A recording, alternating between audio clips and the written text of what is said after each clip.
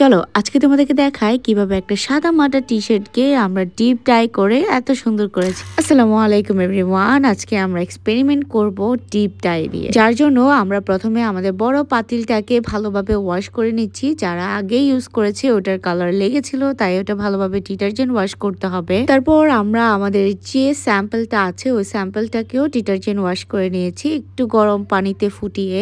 তারপর স্যাম্পলটাকে একটু শুকাতে দেব যাতে এক্সেসিভ পানিগুলো শুকিয়ে যায়। আর আবারও একটা পাতিলে অনেক পানি দিয়েছি, তারপরে দিয়েছি সল্ট অ্যান্ড সোডা। এদিকে সল্ট অ্যান্ড সোডা দিয়ে আমরা ডাই মেজার করতে এসেছি। ডাইটা নিব আমরা রিঅ্যাক্টিভ ডাই। সো এখানে ডাইয়ের সাথে আবার সল্ট অ্যান্ড সোডা মিক্স করেছি। তার মাঝখানে আমরা আবার ভালোভাবে সল্ট অ্যান্ড সোডাটা মিক্স করে এটার পিএইচ লেভেলটা চেক করব। সো এখানে আমরা অনেক পরিমাণের সল্ট অ্যান্ড সোডা ইউজ করেছি, তাও আমাদের পিএইচ 11 আসছে না, কারণ আমাদের দরকার 11.5 আর 11।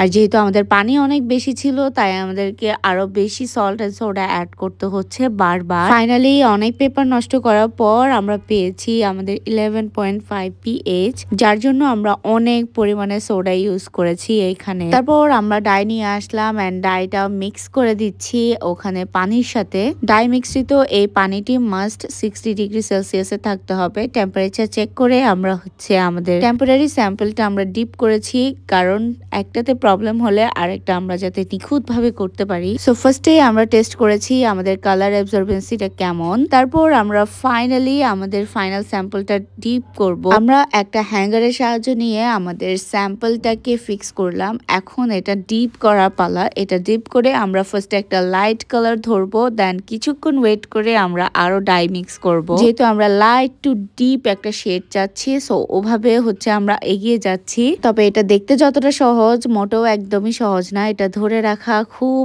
একটা সহজ ব্যাপার না, কারণ হাত অনেক ব্যথা হয়। এদিকে আমাদের কালারটা অটোমেটিক্যালি উপরে উঠে যাচ্ছে। তারপর আমরা আরো কিছু ডাই মিক্স করেছি এটাকে ডার্ক করার জন্য। সো এটা লাইট টু ডার্ক যখন শেড আসবে তখন দেখতে খুব সুন্দর লাগবে। ফার্স্টে আমরা এখানে ব্লু শেডটা অ্যাপ্লাই করেছি, দেন আমার মাথায় আসলো একটু পার্পল করা যাক। সো পার্পল অ্যাড করে দিয়েছি ওইখানে। ভালোভাবে কালারটাকে মিক্স করে আমরা এখন আবারও ডিপ করব যাতে নিচের শেডটা একটু পার্পলিশ হয়। আর পুরো প্রসেসটা খুবই স্লোলি করতে হয় যাতে রং একেবারে ছিটকে না পড়ে আর খুব এলোমেলো না হয় আর কি। সো এখানে আমরা পার্পল করেছি, এখন আমরা ওয়াশ করব।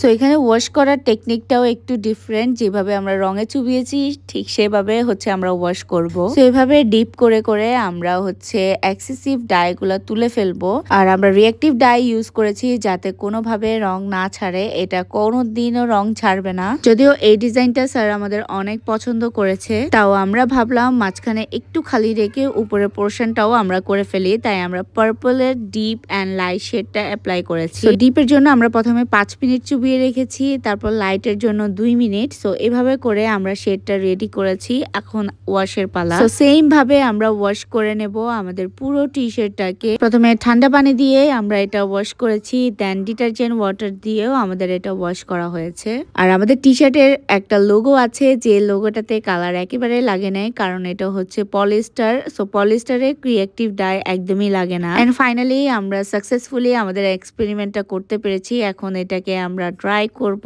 এন্ড এটা হলো আমাদের ফাইনাল লুক। সো এটা হলো আমাদের গ্রুপের experiment. That is it for today guys. আল্লাহ হাফেজ।